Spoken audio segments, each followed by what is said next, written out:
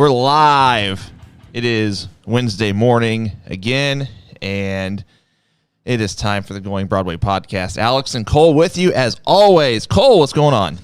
Good morning, everybody, and welcome to the greatest wrestling podcast ever. We are super excited to be here with you this morning, and boy, is there just so much to talk about, as always. I apologize for the little gaffe this morning. As you may have noticed, the credits were rolling as soon as I went to a different screen, and it's not time to conclude the show yet. We just started, so not sure what happened there, but I apologize. Let's see who we got on here this morning. Billy Ray Milburn, good morning. Mark, good morning. Drew, good morning. Aaron Woods, first time watching. Aaron, we appreciate it. Hope you enjoy, and we get to entertain you a little bit. Bruce, good morning. Michael, good morning. Correct, that was the Doom/Ron Simmons theme during the countdown. Alan, good morning. And speaking of Alan, I won't share his real name, but I'll just say this. I'll just say this is from Alan. Alan sent us this, so shout out to Alan. This is I'll try to get this on here as best I can, but I need to get my reflection in it too. So it just says "World's Best Podcast" with our logo and Going Broadway Podcast at the bottom, and it just has podcaster side plate. So this little mini belt, thank you again to Alan for sending that to us. Very cool, very unexpected. We really appreciate it. Let's see. Who else we got jumping on here? Jeremy, good morning. Chris, good morning. Patrick, good morning. And something is going on with my computer. Drew says he likes the size of that belt. It's roughly the same size as the women's AEW title. It's extremely small. Well, in all fairness, they do have a new women's belt, so true. It's a little bit bigger, but nonetheless, let's just kick things off, and let's just start by the most recent thing that's happened. Samoa Joe back on NXT. I'm excited about this, and I'm not going to share too much detail about my overall thoughts of NXT, just because I'm going to save that for later segments. But Samoa Joe returned last night. I'm 100% on board with the direction they're going, because obviously they're teasing him long term to get back in the ring to compete. And I like the slow build that it seems like they're going to do. They're not jumping into things too quick. Pretty much they had him come back last night, teased a little schmoz with Karrion Kross in the ring, and then he choked out Adam Cole. But really, they didn't push the envelope too much. They didn't have him do too much, in the sense that you want this to be a slow build with him. So, and I apologize, guys, in advance. Our lights are going to be... We might just have to remove that. I've got this rigged to where... So we've got automatic lights in here, and I've got this rigged to where I've got a little piece of paper that's over the sensor and then a fan blowing on it in hopes that that'll keep it on, but it's not working. Anyway, where was I? Samoa Joe... Oh, we want it to be a slow build, and for good reason. It's just I feel like with wrestling nowadays, it's like they have a debut and then they try to do too much too quickly. I'm equating it to, I don't know. I almost want to equate it to how AEW's used Christian at this point, because he still hasn't done a whole lot, but it's just like they've had him be in a bunch of matches and not really gone forward too much with a storyline, but it still feels like he's been like pushed into... It feels like they've used him too much. There wasn't like a slow build. I mean, I can't really articulate what I'm thinking or how I'm trying to equate this, but with a debut, you just need to gradually build to a crescendo, if you will. And I will share later in the show what I feel like that crescendo is going to be. But Your thoughts?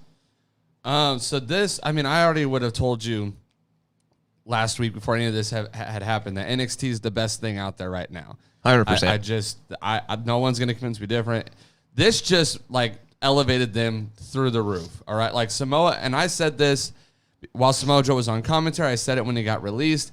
I think the best landing spot for Samoa Joe is NXT. I don't really like the idea of him in AEW. I think that if he was done with WWE and he had to go somewhere, that would be the best fit. But I think ultimately he has a good fit for WWE.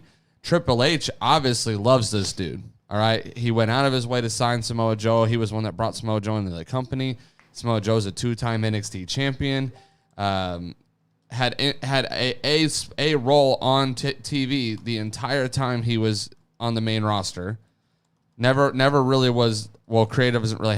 We look at all these NXT guys that have gotten called up, and I'd say over half end up off TV, released, or in roles that they shouldn't be in when they get called up. Samoa Joe always had a prominent role somewhere on the roster, so they like him. He's a good fit, and I really don't. The rumor was that Triple H didn't even know he was getting released, and as soon as he found out he got released, he's like, "No, I'm going to go re-sign him again for NXT." And that makes me wonder, not to interrupt you, but it makes me wonder how many times they have these releases, but there's no communication, or there's a lack of communication from the standpoint of Triple H finds out, and then he's like, whoa. Why'd you release so-and-so? You could have I would have brought him to NXT. I would have made him into a bigger star, bigger entity or whatever, and then they could eventually come back to Raw or SmackDown. I mean, Iconics, perfect example. They could have brought both of them down, or not down, but you know what I'm saying. Right. Brought both of them back to NXT. Would have been super over. It would have added to their women's division, and anyway. And you probably could have built, again, like Peyton Royce, you probably could have built her up to then eventually be ready to go back to the main roster, because they do consider NXT their startup show, even though it's better than their other two shows. Right. We have to call it what they call it. So, that you could have built her up. I think this is an amazing thing. To be fair, like right now, I don't even care if Samoa Joe is an actual wrestler going forward. I am just happy to see his personality, his character back on TV. As soon as he came out, just hearing his music was refreshing. Seeing him waltz down to the ring with his swagger that he has. Joe. Was dope. And how over he already is. So there is no having to decide if he's going to be heel or face. He's just over. And people are going to dig it no matter what. When he got in there, I'm telling I got chills. His promos throughout and I call them promos, his segments throughout the night literally gave me chills, every single one. I was on the edge of my seat. I read everybody's takes, when he got released, what's going to happen? When Regal said on, TakeOver in your house, that there not needed to be a change and stuff. People were saying, well, Joe's going to come and be the enforcer. So it might have been a little predictable, but I had no idea it was going to be that quick. Well, and the thing is, that just goes to show, even if something is predictable, that doesn't make it out of the realm of being entertaining. It really just depends on who you have in that spot. And it just goes to show that Samoa Joe is very versatile in terms of his on-screen talent, whether he's in the ring, if he's on commentary. I was looking up something this morning. Joe won 2020 Commentator of the Year from CBS Sports. Yeah, I mean, and we've talked about that. He was the best commentator. He's great on the mic. He's good in the ring. Like he has all the intangibles. And so when he came out to the ring, and first his little, his promo cutting between him and, also I got to give props to William Regal, because William Regal did a really good job selling. I mean, the tears, the stumbling over, it's almost like you really believed he was going to be done. William Regal is such not to get off topic, he's such an underrated treasure in wrestling, and he really always has been, because he was never really appreciated enough from an in-ring standpoint. He's a guy that I would probably put top 10 for sure, maybe even top 5. And this could be jumping the gun with a hot take that we're going to do later in the show, but maybe even top 5 of someone that never won a world title that was deserving so, in my opinion, but I digress. Yeah, so it just had the build. When Joe comes out to the ring and he says, Mr. Regal, I heard you wanted to speak to me, like, I got chills there, and I was like, okay, I is this? I don't, and again, I really don't want to see Joe as like a GM. I'm sure he could make it work, but when he said, well, I kind of want you to take my role, I was like, okay, at least it's something. But when Joe was like, no, I was like, yo, is this dude coming back to the ring? Like, is he about to be a wrestler again? Because I was like, I don't think he's cleared. I was just on the edge of my seat, like, where is this going? And when it came like special enforcer, all this stuff, and they said kind of what the rules were, you can't be a wrestler and you can't put your hands on somebody unless provoked. I was like, oh, this is how they're gonna do it. And so when he got in Karrion Kross's face, and he said, my only question for you is, what are you still doing in this ring? I'm telling you, because my jaw dropped. Like, this is the most exciting I had been about like wrestling in a minute. Well, okay, I will jump the gun. This was gonna be one of my hot takes later, but I'm just gonna say it now. This is the most invested in NXT I've ever been, and that's saying something, because at a time when you had guys putting on 5-star matches every single takeover, when you had Mauro Ranallo and Nigel McGuinness, who to this day is probably top 3 commentating duos ever. Again, that might be too much of a hot take, but whatever. And the fact that neither of them are there anymore, but it's still, commentary is still, it holds up. It holds up. That's a good way to put it. I was going to say tolerable, but it's a step above tolerable. But yeah, it holds up. But at this point, with the direction they're going, and I've actually read on social media that a lot of people don't like Karrion Kross as champion. They say he's stale or bland or whatever. It's like, are we watching the same NXT? I mean, he might be, in my opinion, the polar opposite of that in terms of the character and the entrance, just the whole package that comes with it. He might be, I would say, top 5 favorite NXT champions that they've ever had. Maybe top 3. That might be pushing it a little bit, but I like the direction they're going. The weekly shows themselves are good. I'm excited to see what's going to happen. And to be completely honest, it's really, and I'm not going to change topics, but to the contrary, it's really, really got me, maybe sour is maybe not the right word, but that's just the word I'm going to use at this point. Really sour on AEW at this point. Because let's face it, we're already sour on Raw.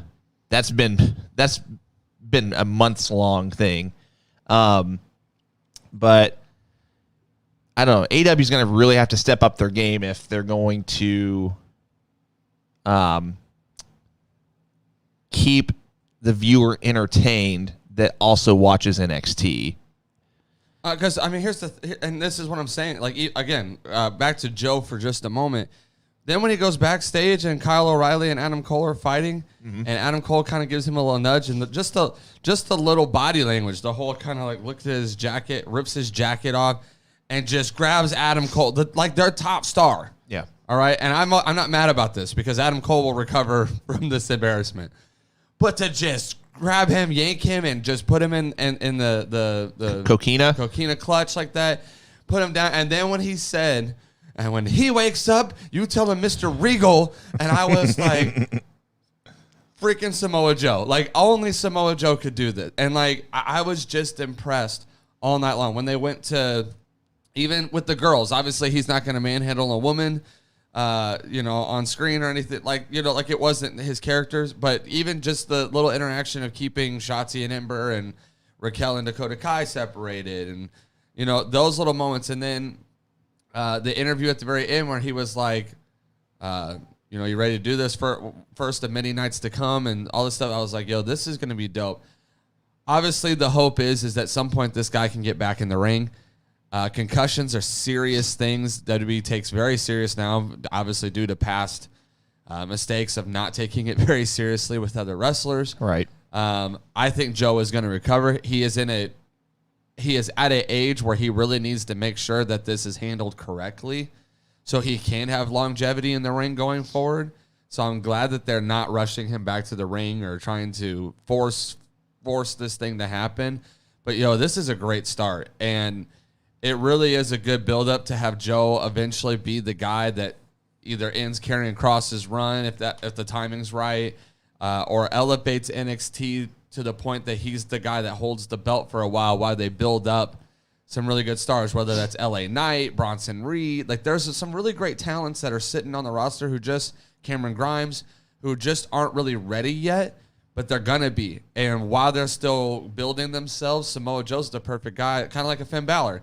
Bring someone who's got the experience to hold it down for a while, and then we'll get these guys in here. So, to your point, though, what's crazy is NXT's roster on paper doesn't even compare to AEW, Raw, these other companies have what I would consider a more in-depth roster, but NXT is using every person on the roster in an intricate facet to where it just works. Like, even the Caden Carter, Casey Catanzaro match last night, they were phenomenal. Like a great match out of nowhere. Like, I thoroughly enjoyed that match. Most people might not have, but they put on a clinic with Raquel and Dakota Kai on a regular night.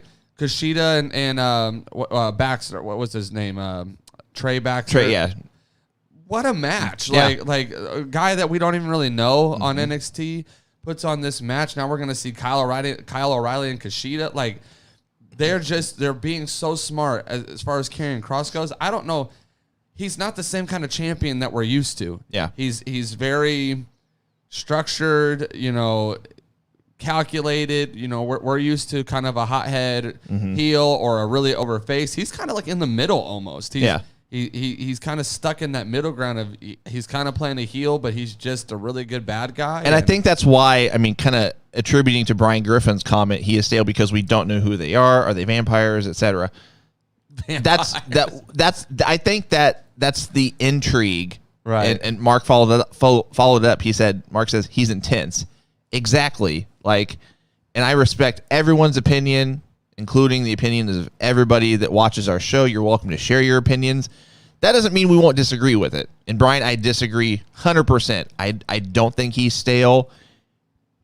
He's being his character. That is his character. This just intense is a good word. Methodical. That's just his character. It's a different champion, though. And like I said, we're used to the Adam Cole, the Finn Balor, the Aleister Black, that we haven't had like a big guy. Keith Lee, but we haven't had that big presence, like a Brock Lesnar, Roman Reigns kind of presence in NXT for a while as champion. So we're kind of used to the little guy living up to the hype, living up to the name. Karrion Kross came in with a hype and a name. Yeah. He got hot-shotted to the title, had an injury, got hot-shotted right back to the title. They see something in this dude. And we'll get to TakeOver in your house later on, but it's clear that this guy fits in and was able to work with guys that are not his stature, not his size. Yeah, I would love to see Karrion Kross versus Samoa Joe because body size, they match. They have similar movesets, and it would be a really good thing. Not to mention, I don't think they've ever wrestled before. True. To my knowledge. So but Karrion Kross proved to me in that Fatal 5-Way match that he can hold his own with some of these other guys that are outside of his build, outside of his moveset, and he's not having to try to switch it up so he can fit in. Yeah. I think it's good. It's just different. It's not what we're used to on NXT, which is why I think it's fun to watch.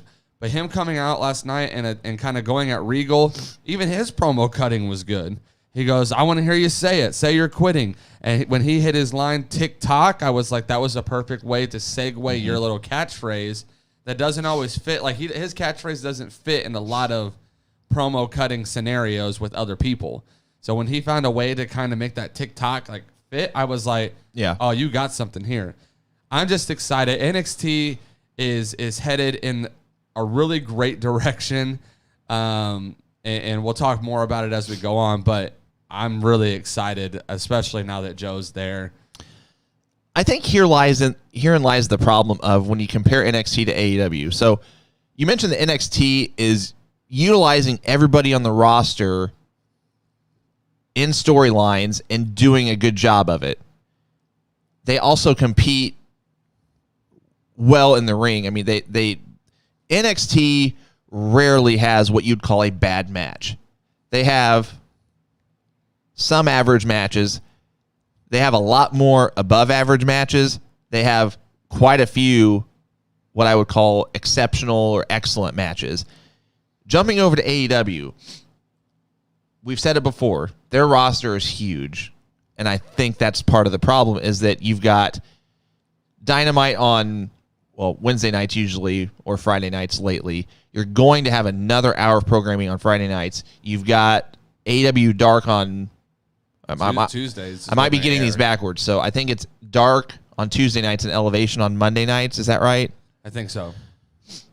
You've got hours upon hours of programming to where if you really want to follow all the storylines they've got going, you have to watch possibly once the new show starts on Fridays, you will possibly have to watch double digits of content. Hours of programming and content for AEW if you're trying to stick with all of the storylines. And look, credit to AEW that they're not just putting what I would call the undercard talent on Dark and Elevation. I mean, they're actually using guys like Moxley before he went on his hiatus. But by the way, congratulations to Moxley and Renee for the birth of their baby girl who was born yesterday.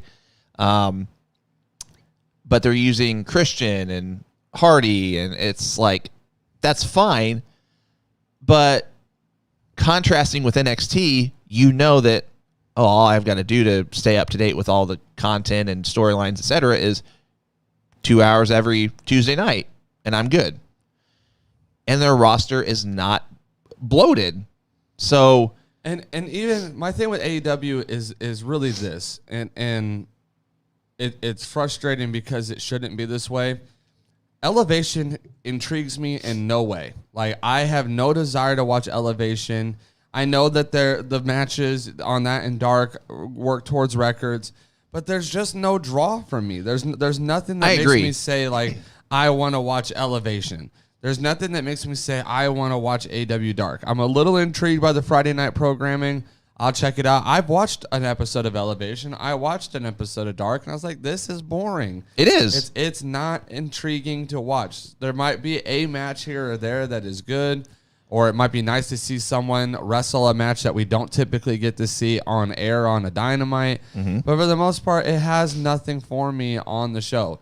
Dynamite holds my attention for the most part. I'm not overly wowed most of the time, but it holds my attention. There's usually at least 1 to 2 storylines that I can kind of get with. And I feel that, but I feel that same way about Raw and SmackDown. There's only like 1 or 2 storylines that really is what I tune in for. The rest I can deal with, and it might catch me by surprise here and there. But for the most part, I was like, it's just this 1 or 2 storylines that I'm interested in right now. But NXT, it's like, it doesn't matter if there even is a storyline. It's just interesting. It's fun to watch. Like, even now, like what they did a little thing with Frankie Monet the other night with Robert Stonebrand. Yeah, that's intriguing to me. That's interesting because they're kind of teasing her taking over those 2 girls and she could make those 2 girls relevant. They're not bad in the ring. They just have no personality. Frankie Monet's got more personality than 90% of the roster. So the 2 biggest problems in addition to AEW's bloated roster is that comparatively NXT and AEW, NXT matches generally, for the most part, when you look at the totality of the programming, NXT, again, rarely puts on a bad match, whereas AEW, they have a lot of bad matches. Like, if you're grouping in Dark and Elevation, they have more bad matches than not. I'm just being honest. And don't get me wrong, I'm still a fan of AEW. I'm still excited about going to Full Gear later in the year.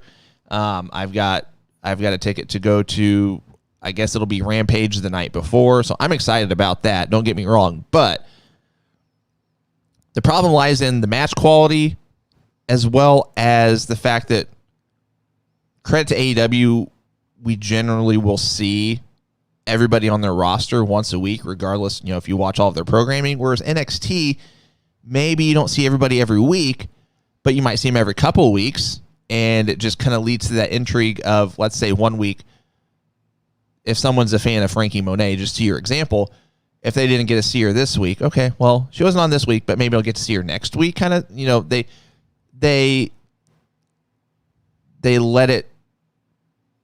storylines breathe, but it also builds suspense. And they're slow builds. Yeah. And this is what, like, the AEW was killing this part of the game at the very beginning. Exactly. Yeah. Everything was slow build. There wasn't a whole lot of programming, so you wanted to tune in because you don't want to miss out on the one storyline that maybe is your most intriguing storyline. And NXT's got that down. NXT doesn't waste a second of their show. Everything is very calculated. It has a purpose. Every little thing has a rhyme and a reason. And I think that's what makes it just so great, where AEW now is starting to try to overproduce and overget things out there. And a lot of times, like you said, match-wise, on paper, it should be a great match. Mm-hmm. But because there was no preparation, there was no rhyme or reason to it, it was just we want good wrestling content out there, and almost doesn't meet the expectation because of the fact that they didn't really have a rhyme or reason for why they did it. Right. I'll tell you what, it's about 9:30 our time. That's a good segue into the In Your House recap. So why don't we take a look at that? So I will be upfront and honest. I didn't watch all of the event, so I'll be relying upon you to some degree with some of these matches. So there was a dark tag match, I guess. Saray and Zoe Stark defeated the Robert Stone brand, Aaliyah and Jesse. Is it Kamea? Is that how you pronounce it? Okay. It's Kamea. This match went 7 minutes and 40 seconds. So I actually didn't watch the dark match, which is weird. Well, you can skip past it then. I don't. What's crazy is I actually got home in time to Peacock to where it wouldn't even turn on the live stream.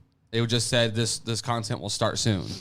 So I was on for this scheduled time. I could not find the pre-show on Peacock to even watch that match. So I don't even know if many people saw it or not. Like, I don't know how that worked out. But I do know that Robert Stone interfered in that match and cost them the match, which is what's teasing the Frankie Monet kind of thing, is like, kind of telling him, I really think you guys could have won that match without him. Like Zoe Stark, like Saray, I do want to kind of segue for just a second off of that. Sure. Because last night's NXT, Io Shirai came out and was getting ready to announce her next target or her next thing, and she was interrupted by The Way, and they attacked her, and then Zoe Stark came out, and so it's kind of looking like they're teasing maybe a Io Shirai Zoe Stark tag team run against The Way. I think I like Zoe Stark, but I think it's the wrong call. I really would have done Saray. And I think Io Shirai and Saray, because one's the Empress of the Sky, I think the other one's the Empress of the Sun. So you could have called them the Empresses. Like, that's their. I know Saray's is like the Empress of something. I think it's the Sun.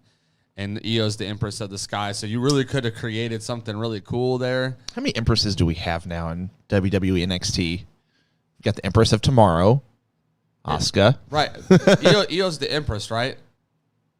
I don't know. Is it the Empress of the Sky, or is it the... It wasn't meant to be a long conversation. I was just joking. I don't know. Someone tell me. But her and Saray, I know for a fact, her and Saray have the same wording, and just Sun and Sky, I think, is the difference.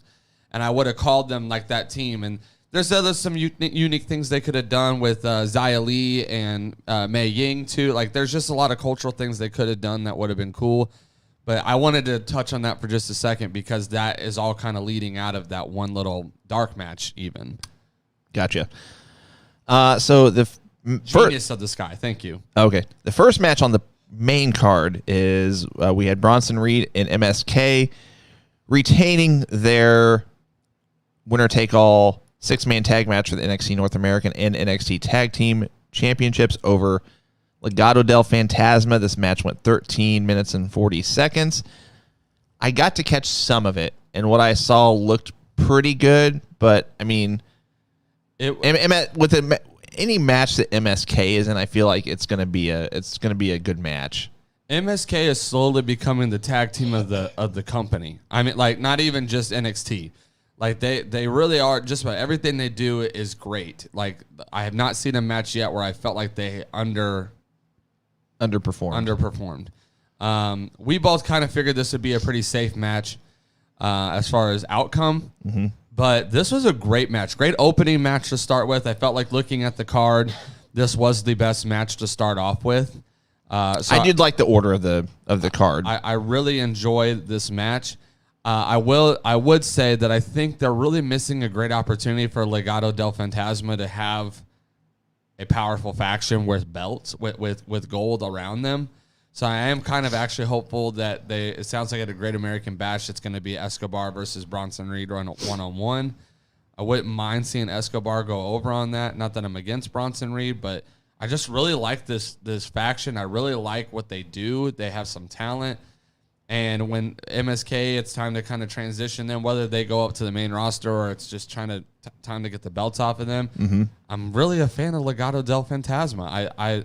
I never thought I would say Raul Mendoza, and I call him DJ.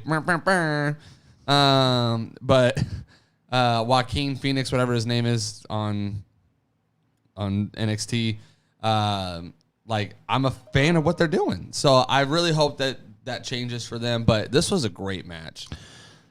So I'm a fan of Santos. I've still have yet to warm up to the other two, but I mean that's just me. I can see the appeal if they're with Santos. I guess it would be hard for me to say they could do it without him. That's what I'm saying. Why they're a faction and why they have this thing kind of going strong. Like this was what we were kind of talking about with the Hurt Business. Like why didn't you not capitalize on it sooner? Yeah. When it was really over, when it really had some steam rolling. I really feel like the Cruiserweight title kind of elevated Santos a little bit. But now if you put the North American on Santos, this really gives him some credentials, really gives him some playing field, and I think he's more than deserving of it. And that's what I like to see as far as these guys that are cruiserweights by definition. I mean, they can, from a weight standpoint, they could qualify to compete for the cruiserweight title, but you're also integrating them in other storylines where you could put them in other title pictures. Right. For example, I mean, well, I didn't word that right, but what I'm getting to is I like this pairing that they have with Kushida and Kyle O'Reilly next week because you're not pigeonholing Kushida into the cruiserweight title picture with other cruiserweights. You're actually integrating him with other storylines, and and it works. Right. They're being innovative, and you're not just saying, okay, we're going to have these our main card guys competing against other main card guys, and then we're going to keep the cruiserweights over here. It's one roster, and they're combining their talent regardless of weight classes. The stigma, I guess, of cruiserweight, if that makes sense. They kind of did the same thing while Santos was champion because they had to fight Karrion Kross. Yeah, I mean, like that. Yeah, that's kind of where I noticed them starting to do this. Right. So, the next match we had Xia Li defeating Mercedes Martinez. This match went 7 minutes and 40 seconds. I did not get to see the vast majority of this match. I just saw like the last minute or so I can't really. Here's what I'm going to say. The match itself was good. It definitely was probably, other than the dark match, this was probably the most safe or boring. I don't want to say boring because it wasn't that it was boring, but it's the most predictable, maybe most kind of safe, played out. It's one of those things we're so spoiled with NXT that whenever we get a match like this that normally might be good on like a Raw, whenever it's on a TakeOver, it's just like, okay. I don't know if it was a TakeOver worthy match. Yeah. It would have been a good NXT match. I just don't know if it was TakeOver worthy. Now, with all that being said, I'm all in on Xia Li in this faction with Boa and Mei Ying. Mm-hmm. I'm really intrigued by it. It really has my attention. I'm not against Mercedes Martinez. I think her promo cutting's kind of boring. But I actually like her in-ring talent. I like her persona. I like her build. I'm intrigued by her, and it looks like they're going to continue that storyline a little bit longer for them. I'm all in on this Xia Li, Mei Ying. I'm curious if Mei Ying's ever going to really become like an actual in-ring talent that they utilize a whole lot, but I'm in on it. I'm curious when Boa's going to kind of step into the ring too and take more of an in-ring presence. But right now, Xia Li's got my attention. Mm-hmm. They're building her quietly on NXT to be maybe a top contender at some point. So the next 3 matches on the card, I watched the rest of the card in its entirety. In my opinion, you could make a case for any of these last 3 matches as match of the night.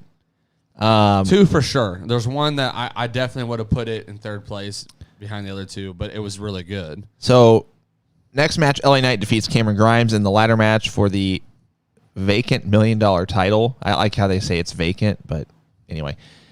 This match went 19 minutes and 30 seconds. I mean, just wow. Just the spots in this match and the ring chemistry and it just... I mean, I expected this match to maybe be like a 10, 12-minute match, and then, it didn't feel 19 minutes. No. I mean, it could have gone longer. And I also say this. These are 2 guys that you normally wouldn't think ladder match.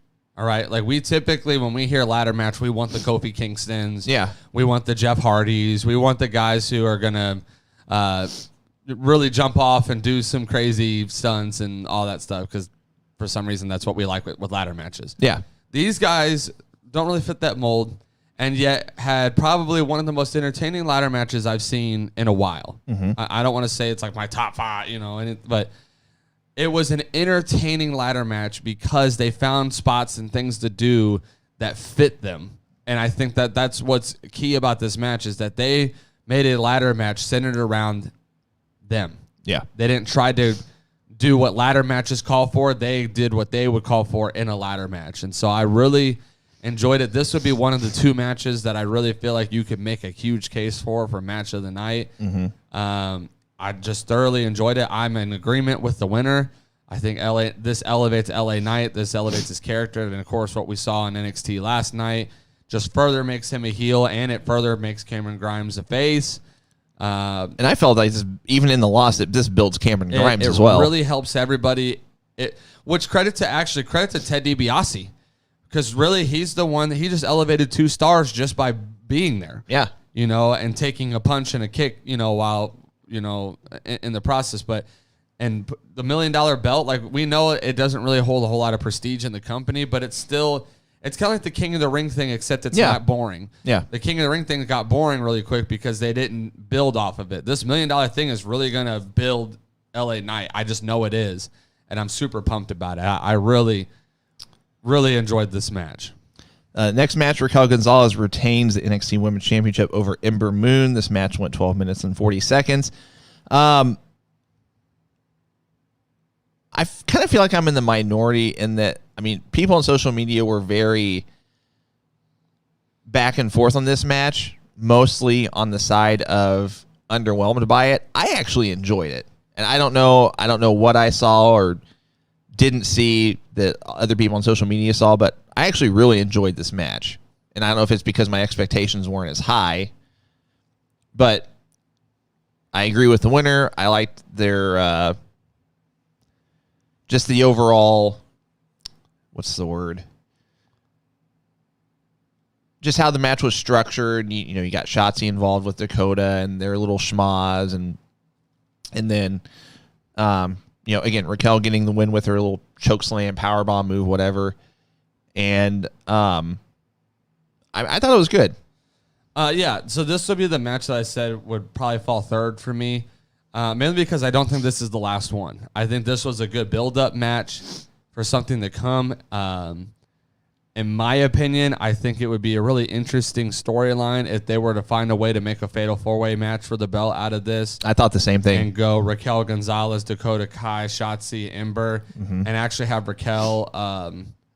or have Dakota Kai kind of turn on Raquel. It would make Raquel a babyface, which I think ultimately needs to happen. That's the one weird dynamic. The only dynamic I'm confused by with NXT is Raquel a face or is she a heel? Because it's like she comes off as a face sometimes, because she's smiling a lot, and whether it's on TV or doing stuff on social media or promotional stuff, whatever. But then it's like, then she'll just have this like really intense heel look on her face. Like at the conclusion of the match, it's like, Well, and some of the actions they do, attacking people after the match and stuff. Is Yeah, that too. But I think ultimately it'd be smart. Dakota Kai to me is playing a way better heel than she ever has a face. Mm-hmm. So I think it'd be interesting that they're going to do like a fatal 4-way, and she's going to get greedy, want the belt. She's going to turn on Raquel. Raquel ends up retaining, but now she's a baby face, and they can continue a Raquel Dakota Kai storyline going forward in that. So ultimately, I think and I hope it's heading in that direction. I love Ember Moon's actually. People have probably heard me say this on the show before. She's actually in my top 5 current women wrestlers. And it's not because of anything that she does better than somebody else. I just personally like her look, her style, her in-ring ability, and her finisher. The Eclipse is just that's a cool finisher. It's just a cool finisher, and I really enjoy it. I like her comeback story, and she didn't even think she's gonna be able to get back in the ring again. So it's cool and refreshing to see her. I don't think this was the right time to take the belt off Raquel yet, so I didn't really see Ember Moon winning this. But to say that it was a great match, it was, and I think it's just really just a slow build for something even more dynamic and better and all those good things. So great match though. Just 1 second here. Okay. So come on. Sorry, my computer's doing weird stuff. There we go. Okay. So final match of the evening, Karrion Kross retains over Kyle O'Reilly, Adam Cole, Johnny Gargano, and Pete Dunne in a match that went 26 minutes and 15 seconds. This was a good match, but I was kind of actually disappointed because I thought it was going to be better than what it was. But I think it could be in large part due to anytime you've got a fatal 4-way, fatal 5-way, when you have multiple guys in a match, it kind of, and we've said this before, it has a different feel, has a different dynamic because obviously for the most part you won't see all 5 guys competing at the same time.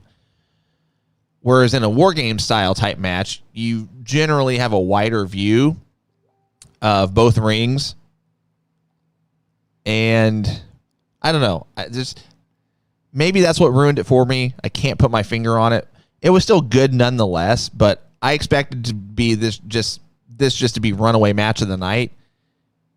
And it was good, but I wasn't blown away by it. So I'm actually on the opposite spectrum. I thought that this potentially could be match of the year. Really? Yeah, I was very impressed with it. I definitely think it needs to be in the conversation. And the reason why, there were so many spots in this match, like just so many great spots in this match. One, especially a lot of them where people we didn't think that would work together were kind of doing movesets together and they're playing off of each other's thing. Like it just a lot of, and I felt the chemistry was there. And I think that was what the most important thing was for me in this match, is that these 5 guys really worked really well together. There was, not that I can recall any botches or anything that looked just off the wall terrible. Everything was in sync. Everything had a rhyme and a reason. I will say I'm kind of frustrated that they are building Kyle O'Reilly at such the wrong time, because I really think Kyle O'Reilly deserves a title run, but I don't think Karrion Kross deserves to lose the belt right now. So that's why I kind of predicted Kyle O'Reilly to win this, just because I don't understand the build for him if there's no payoff for it. Not to mention, he's the one that took the submission. Right. So at the end of the match, when I saw him, Adam Cole of all people, I thought it was signifying, hey, Kyle O'Reilly's going to be a guy, like our guy. And he was, but I had Adam Cole about ready to tap. I was like, oh my goodness, I think I got this right. Like I was getting excited for a second. And then when Karrion Kross came in, I was like, okay, this is dope. Like obviously a little selfish. I was like, I can't believe they're going to have Kyle lose this match. But when Karrion Kross came and put on the what do they call it, the life jacket or straight jacket. No, that's not it either. That was the straight jacket. It might be. I know what you're talking about. Regardless, when he puts his submission on, and I was like, yo, this is a great ending to this match. I think this was match of the night. Before this match came on, I definitely had LA Knight and Cameron Grimes, which I didn't think I would ever say that.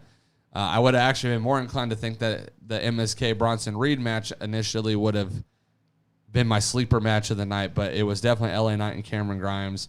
but I have to give match of the night to the main event. These guys, in my opinion, just put on a clinic. Cross jacket.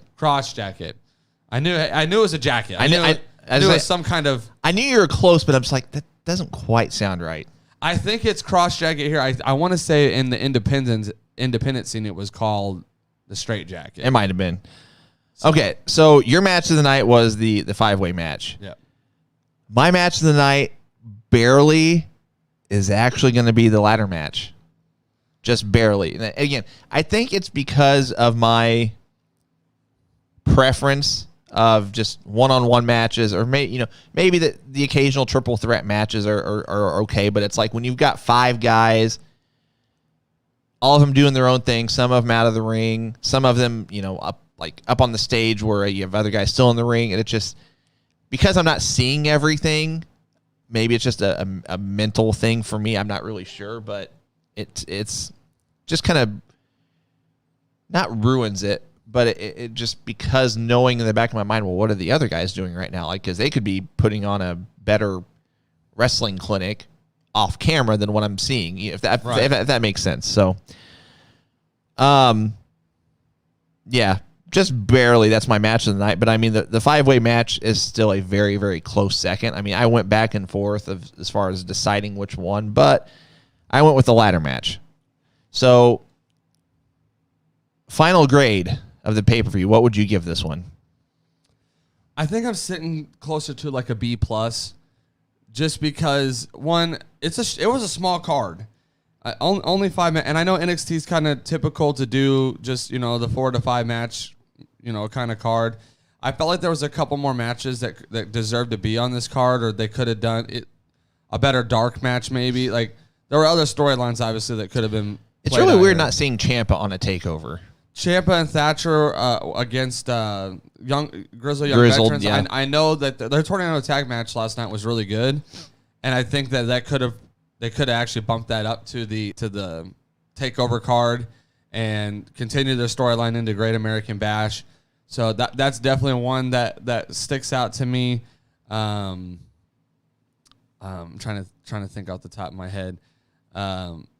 There's a couple other, like, I would even been intrigued with the Hit Row Ever Rise being the dark match or the pre-show match. I mean, you could have thrown a cruiserweight title match on the pre-show, and it would have been better than this. Just versus somebody, make his open challenge, something. The match that was on last night could have been the opener. Right, or even if he had someone that had a little bit more name value just because it was TakeOver. Yeah. I could have seen that and then continued into whatever storyline. So there's just, there are several things that I could have saw.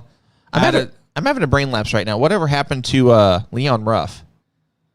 Just not on, But he's still in NXT. Like, right. Okay. You could have had a match with Kushida and Leon Ruff, and that would have been a good match. I mean, there's several. But that's what I'm saying. There's Jake Atlas. Like, there's several guys on the roster that they could have done. Just had a good one-off match and called it a day. So that's kind of where I'm at. Is that I just felt like the card. The only thing that was lacking was I actually wasn't done watching. Like, it was such a good card that I really felt like they probably could have got 1 or 2 more matches on this card. But your final grade is a B+. Right. Okay. See, this is really hard because. Oh, Dexter! I didn't even think about Dexter. Dexter Loomis, yeah. Not being on the card. Here's what makes this hard, because the more takeovers we have,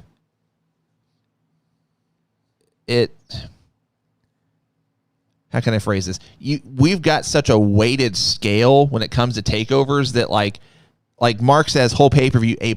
If we were to give this one an A+, then that means prior takeovers would have been like A++++++. Right. I mean, just phenomenal. I'm not at an A+ on this pay-per-view. I'm not even in the A range, period. I'm actually going to go B+ as well. I was actually going back and forth between B and B+, but B+ is where I'm sitting. It was just good. Like, it was very good, start but to finish, it was good. There wasn't a match like the War Games match. there wasn't a match that was like so amazing that like it elevated the whole card. Yeah. But it was really good, and that's, I guess it's to say, like when I say I think that last match could have been could be in contention for match of the year. We haven't had a whole lot of matches this year that really have been wowing, like blowing your mind. Wow, and I think this had enough spots in it that kind of had that feel at least. Gotcha. So moving on, who do you have as wrestler of the week? So this is hard for me, because first off, between NXT and NXT TakeOver just alone, there's a lot you could pick from. Mm-hmm. I'm gonna take it a weird turn. Okay. Typically, we say it has to be someone that wrestled, but I'm gonna say Samoa Joe. And the reason why is because this dude just made NXT 10 times better, and he didn't wrestle a match. He's just an on-screen authority figure. Right. But what he did the entire show was what made the show entertaining this past Tuesday night. And so I know I'm breaking the rules a little bit. Usually we say they have to have a match, but I think what he did consistently throughout the show is equivalent to a good match. And so I'm going to go Samoa Joe. Had he not shown back up and I had to pick from a wrestling match, it probably would have been LA Knight, just because I was really impressed with the ladder match and him getting the win and all that stuff. But Samoa Joe gave me chills last night, and I have to go with him. It just speaks to Samoa Joe, and I kind of said this earlier in the show. It speaks to Samoa Joe how good he is when you show up on a brand that already feels like it's leaps and bounds ahead of anything else on WWE, anything else that they have on AEW. And like you said, it feels like you just made it even more, like 10 times better by having him on there. And not even as a wrestler yet. He's just an on-screen authority figure. I can't imagine that hopefully if and when he gets cleared that we're going to have dream matches like, Karrion Kross against Samoa Joe, Adam Cole against Samoa Joe, Kyle O'Reilly against, that was the next one, Kyle O'Reilly against Samoa Joe. I mean, even like an LA Knight versus Samoa Joe. Imagine a weekly NXT show, and your main event is Samoa Joe against Tommaso Ciampa. Just because they can, right? Doesn't have to be necessarily story. It doesn't have to have a championship. Doesn't even necessarily have to have a storyline. It could just be, just because you know that they're going to put on a good match. To heck with the storylines. You don't need one. Him and Bronson Reed would be really, really entertaining to watch. I mean, there's just so much you can do, and he's a guy that I do want to see him have another major title run. I would have liked to see it on Raw or SmackDown just because I think he deserves it. And this guy's going to go in the Hall of Fame, okay? Like, it's going to happen. Oh, yeah. But I really think just to cement his career, he deserved that one. At least if it's on paper, like he's just that guy. He had the United States title, I think, twice. But I really would have liked to see him, kind of like AJ Styles, kind of hot shot him to a Grand Slam of sorts. You can easily at some point bring him back up to the main roster, have him be IC champ for a small time, have him do a tag run with somebody closer to the end of his career, and maybe just give him the belt, even if it's a transition. Just out of respect for the guy, because he's given so much to the business in and out of WWE. But even since he's been in WWE, he's been your best commentator. Outside of Mauro Ranallo, he's been probably one of your best commentators that you've had in the past decade. Yeah. He's been one of your best wrestlers that you've had in the past decade. He's good on the mic. He's good backstage. He's good for morale. This guy is a company guy, and I think they were extremely smart to re-sign him and to have a role for him. And so I had to go with him. Short and sweet, my wrestler of the week actually goes to someone that did not win their match. Okay. It goes to Cameron Grimes. The bumps that he took, man, the spots that they pulled off. That spot at the end of the match, though, where it just falls. The tipping of the ladder. Falls on a ladder, the ladder doesn't give, and just... It was scary. It was really actually like, I can't believe... One, so many things could go wrong on that spot. Oh, yeah, you could completely miss. Like hitting the ropes. Like if he doesn't fall back, if LA Knight doesn't tip that thing right, like you're going the wrong way. But he fell straight. I mean, it was just perfect. He hit everything. I mean, you got to think, like you said, if something goes wrong and tips the ladder crooked, then you're going to have to, if you're Cameron Grimes, you're going to have to kind of pull an audible. You're not going to be able to fall backwards. You're going to have to try to break your fall, land on your feet. But if you try landing on your feet and you're falling still towards the direction of the ladder that's horizontal, you could, let's just face it, you could rack yourself on go, in between the holes of the ladder. You could break a leg, twist an ankle, roll an ankle, break an ankle. I mean, it's just so many things that could go wrong, but they executed it perfectly. No hesitation on Cameron Grimes' end to take that bump, and it was just awesome. Right. It was good stuff. It was straight to the moon. Exactly. All right. We got a new segment here. Cole and I are going to give you some of our hot takes. Now, this might be somewhat akin to our unpopular opinion segment, but I got a bunch of them, and a lot of them are NXT related. So I'll go first, just kind of while we're still on the topic of NXT. By the end of 2021, we will see, for the third time, NXT champion Samoa Joe. It's going to happen. He's going to get cleared. He's going to win the title. I don't know if that means he's going to send Karrion Kross packing to the main roster, but that's one way you could really see Karrion Kross on his way out, dropping the championship to somebody that is definitely worthy of dropping the belt to, and then, he's on his way to Raw or SmackDown. When they bring somebody up, they typically send them off in a match that doesn't hurt them. Yeah. And I think, again, when I mentioned it earlier, like right now there's not too many guys on the roster that you could do that for with Karrion Kross. So I think Samoa Joe, perfect timing, perfect place, perfect setup. Again, the NXT is very fluid. It can change. We always talk about this. WWE can shift on a dime pretty easy.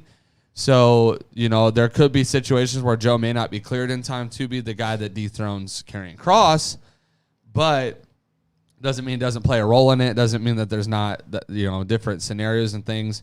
So definitely an intriguing take, though, because I think it has a lot of potential. I have one more that I'm going to kind of piggyback off of. By the end of 2021, we will see a return and competing in NXT of Wade Barrett. I saw someone put Barrett versus Joe, and that is a very intriguing match. That was a hot take I had before I saw that comment. I'm like, ooh, just barely beat me to it. But I like Wade Barrett. I just don't know if I'll say this. I would love to see it. I don't know if we're going to. I would love to see it. I still think he's got a lot left in the tank. Well, I've read that he wants to compete, so we'll see. I do like that. All right, so here's mine. This person's been missing from TV for a while. He didn't get released, so we know that they obviously have some kind of a plan for him. I think, and people might be shocked by this, I don't think Bobby Lashley loses his belt to Brock Lesnar. I don't think Bobby Lashley loses his belt to a John Cena, to a Drew McIntyre. I don't think he loses it to anybody but the limitless Keith Lee. I knew you were going to say that. I think that they are really keeping Keith Lee off TV to bring him back when it's time for Bobby Lashley to drop the belt. They're keeping him off TV so they can bring him back as a heel. I think it's going to be as a heel, and he's going to attack Bobby Lashley from behind. It's going to get the belt off Lashley, and it's going to set Keith Lee up for this major. So you think there's going to be like a double turn of sorts? Okay. MVP will kind of like twist it and kind of get back to this edgy face thing for Bobby Lashley. But I really think it's going to be Keith Lee, WWE champion. All right. As the guy that takes out Bobby Lashley. Why don't you give us another one? Because I gave two back to back. This one's going to be apparent for everybody. I do believe that at SummerSlam, Roman Reigns' opponent is going to be John Cena. Hey, And his name is John Cena!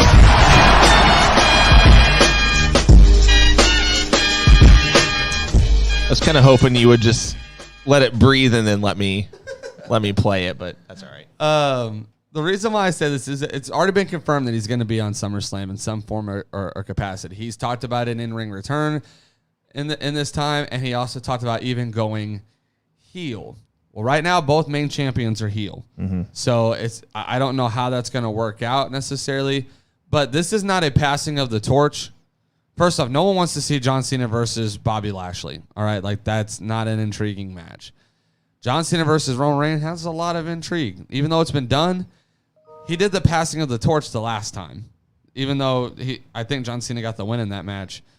He did the passing of the torch then. This is not a passing of the torch. This is now John Cena's back, and he's going to show that he's still got it. I still remember that shoot promo that they did with each other going back and forth. John Cena buried him. Now I will say phenomenal. Roman Reigns now I think could hold his own with this new persona. Oh, with John Cena. absolutely. Also having Paul Heyman as well. There's just a lot they could do with this. But to take the hot take further, I think John Cena is the guy that beats Roman Reigns. I wouldn't be shocked if that's the case. That because John Cena can drop to anybody and it not really hurt him, but John Cena is also a guy that can beat Roman Reigns and it not hurt Roman. I think it's the safest play. It's John Cena, the record-breaking thing. I wouldn't be shocked if John Cena goes into the Hall of Fame here in the next 2 to 3 years. Possibly, so here's my scenario. He wins at the SummerSlam, drops it at the Royal Rumble, and then he's done. And then he goes into the Hall of Fame in 2022. Right. Wouldn't shock me at all. I think this is going to be the final chapter in a sense of, not that we won't ever see him again as far as making appearances, but of really considering like that in-ring return kind of mindset. He might get his paydays every so often when they do their Super Showdown or their Saudi shows, whatever. Or just like even like when The Rock or Stone Cold comes back, just for the appearance of getting in the ring and hazing somebody or whatever. There's always going to be those kind of opportunities, but I think this is the great opportunity to really capitalize on closing out the John Cena era in a sense by giving him that final title run, break the record, give us the heel turn we always wanted. Well, and that's just it. I've read that outside of Cena coming back as a heel or face, whatever, that their long-term plans are actually to make Roman Reigns a mega babyface again. I don't know how soon they're thinking, but this could be the catalyst for that if they really want to do it. But I can also see people cheering a heel Cena and booing a face Roman. So I don't think it would be smart to make Roman the face against John Cena. I think what would be smart is have John Cena come in as the face, beat Roman Reigns, and then turn when he's champion.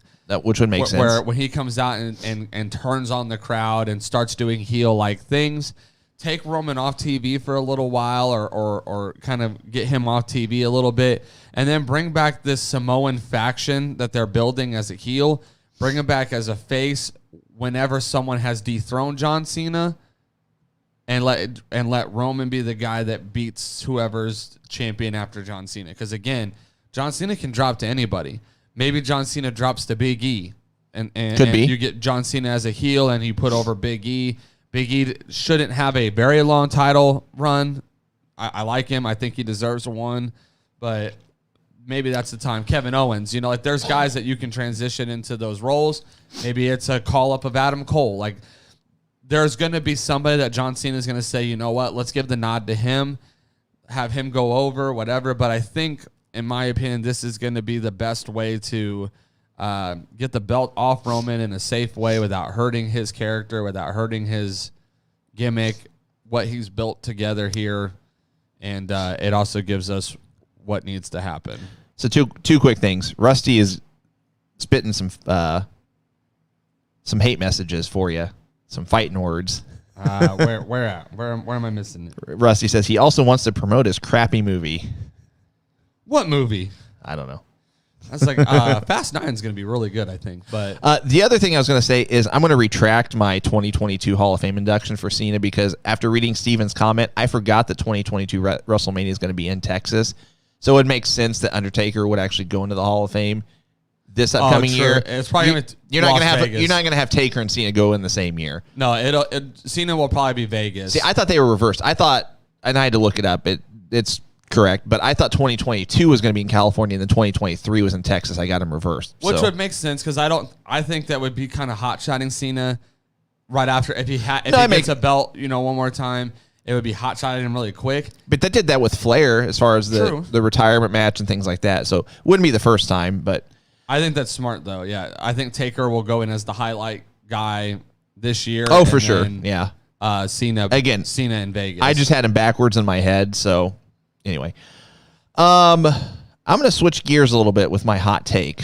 And again, some of these will be kind of akin to the unpopular opinions. I'm not on. Well, nobody is really on board with the whole Eva Marie stuff. I'm not on board with Piper Niven either.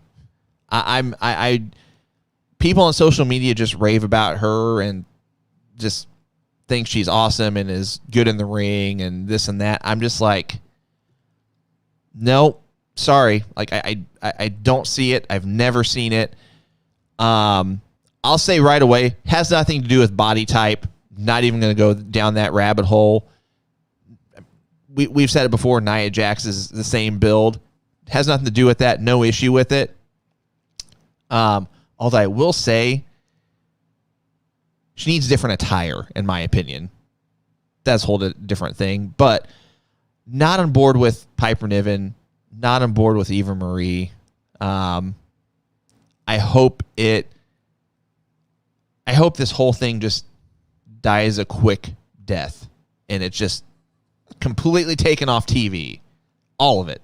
Eva Marie, Piper Niven. Piper can go back to NXT UK. Just be done with it. I'm already over it. I loved it. And here's why. I think I loved it because it was such a funny swerve, in my opinion. Because here's what's funny. And I think W is kind of a genius for this because it really makes Eva Marie even more of a heel and more like hated. Because all her promos were like she's going to be this life coach. And it just makes it sound like she's going to be this huge baby face. And she comes out and then has Piper Niven. They don't even say her name on TV. They just have this girl come out with her.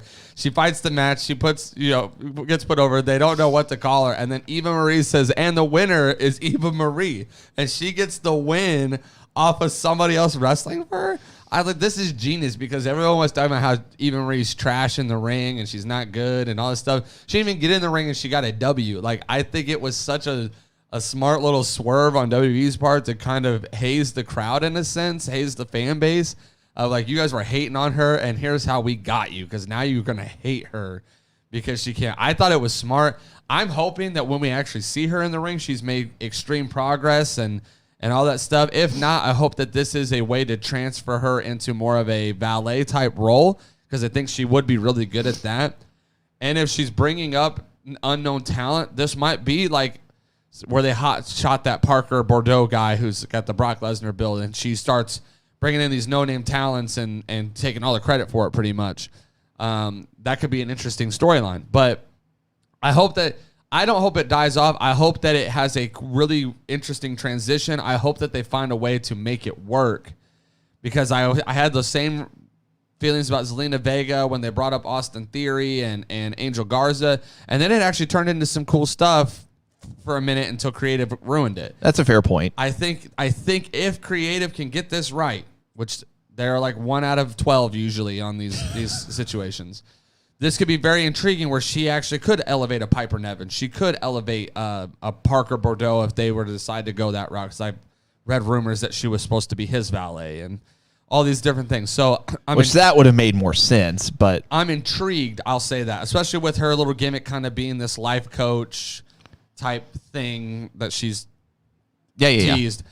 I'm intrigued by it. But when you said it was your hot take that you hope it died, I was like, I'm going to be in the minority. I know I am, but I actually thought it was intriguing to say the least. Now, to segue into one for me, sticking on women's wrestlers, I really believe, hot take, that Frankie Monet and these two girls from the Robert Stone brand are about to become NXT. Like, they're about to be the face of NXT. Huh. I really believe Frankie Monet is about to lead this strong women's faction that is going to win the women's title, the tag titles with Aaliyah and what's her name?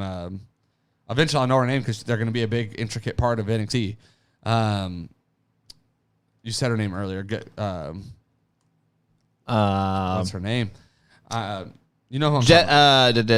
Kamea. Jessie Kamea. Jessie Kamea. I think that she's going to take those girls under her wing. It's going to be a 3-woman faction. It's going to be very glammy type faction, whatever. They're going to be very heelish. They're going to win the tag belts. She's going to be hot shotted to the women's title. I actually believe she's going to be the one that beats Raquel Gonzalez. And it's going to be in a dirty way to protect Raquel. It'll be what elevates Raquel into the main roster and sends her on her way. But this is why I said that they really need to get Raquel to a baby face, which how they do that is they turn Dakota Kai on Raquel, make Dakota Kai the heel, make Raquel the baby face. And now you got it set up to where Frankie Monet can come in and become the face of the women's division. I think it's going to be a long run as the face of the division. I think Frankie Monet is about to take NXT to a new level in that women's division that they haven't been at in a while. And I'm pumped about it. I think it's a slow build, but hot take, I think she's about to build a women's faction that's going to run that division. My last hot take is pretty short and simple. I'm convinced that there is somebody backstage in WWE that everything we see on TV, well, mostly on Raw in particular, from a creative standpoint, this person just purposely has storylines and matches and things like that put on TV just to make the viewers mad because he thinks it's funny. And who am I talking about? It's me, Austin! It's me, Austin! It was me all along, Austin!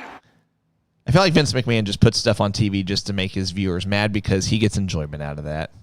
And like we've said before, sometimes bad publicity is still good publicity. Like, if it gets you talking, even if you're talking about how you hate it, it's obvious that you hated it so much that you're talking about it. So Vince McMahon's a genius, okay? Like, there are times where there are things that I hate, and then after I've expressed how much I hate it, I was like, man, Vince McMahon's such a genius because he's got me talking about something that I hate so much that it's giving it publicity. We talked about this when they did the Lana Rusev Bobby Lashley storyline. We hated that thing so much that we talked about it every week. Why? Because it made us so angry, so frustrated, so whatever, that we actually were giving it publicity. And we got to the point where, like, we're not even going to talk about it anymore because all it does is just feed it even more to keep happening. So he's a genius. He finds a way to get things that shouldn't get over, and I don't know how.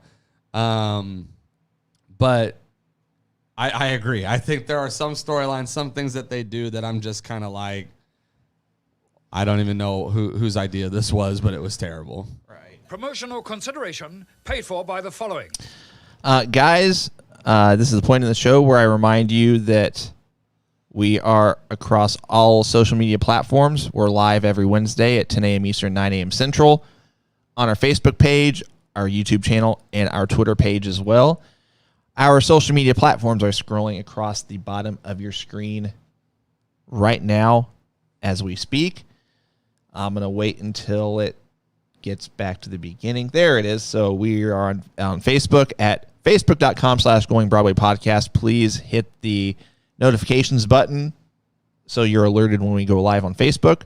We're also on Twitter at twitter.com/Going BRDWI Pod. We do have an Instagram page as well, instagram.com/Going BRDWI Pod. And our YouTube channel is youtube.com/Going Broadway Podcast. Please hit the notifications bell and subscribe to our YouTube channel. Please like us on Facebook. Please follow us on Instagram and on Twitter.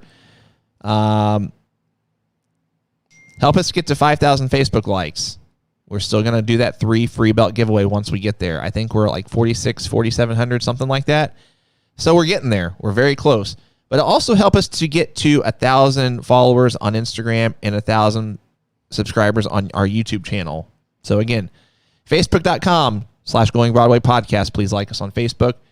YouTube.com/Going Broadway Podcast. Please subscribe to our YouTube channel and hit the notifications button on both so you're alerted when we go live.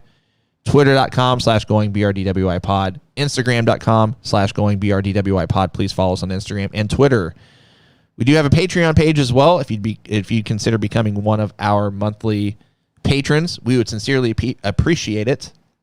It is patreon.com/Going Broadway Podcast. We've got 4 different tiers to choose from. Each of them have their own perks and benefits, including discounted merch purchases, free merch, as well as additional giveaway entries into any belt giveaways that we have. Speaking of our merch, I'm going to throw these up. These are our current Great American Bash tribute shirts. They do come in the classic red, white, and blue scheme that would look great for your 4th of July festivities. They do also come in our podcast colors of green, black, and white. If you're interested in any of those, they are $25 shipped plus applicable taxes for a t-shirt, $50 shipped plus applicable taxes for a hoodie. Hit us up if you're interested in any of those. I am sporting one today as well. Where'd our topics go? There we go. Sporting one today. Some quick announcements as well before we transition into our next segment. We're going to be taking some time off, unfortunately, just with some commitments and things we got going on. So we will not have a podcast next week. Cole will be at is that your youth camp next week? Yeah. And then I will be on vacation with my family next week. So no podcast next week. Then we will have a podcast the following 3 weeks. So that'll be so that'll be on the 30th, the 7th, and then the 14th. Then we'll be off for about 3 weeks. At least that's the plan. Cole's got some commitments, and I will actually be working from home for a few weeks. My wife is having a surgery on the 21st of July. So the 21st of July, 28th of July, and then the 4th of August. Those weeks there will not be a podcast. So off next week, on for 3 weeks, off for 3 weeks. We actually do plan on putting some content up during those 3 weeks still. Yep. We'll kind of be putting up some videos and stuff of our wrestler of the week, what we thought of certain things. So you're not getting nothing during those times. It just won't be our normally regular scheduled programming. Yeah, we won't be live in the studio. If there's anything live, it'll be done from, like, I might go live from my house or something like that just to say hi and, just to be on for 10, 15, 20 minutes. Cole, we'll figure something out. But our normal Wednesday podcasts will have some fluctuations, variations over the next few weeks. So just a heads up on that. Again, no show next week. Then we'll be on for 3 weeks.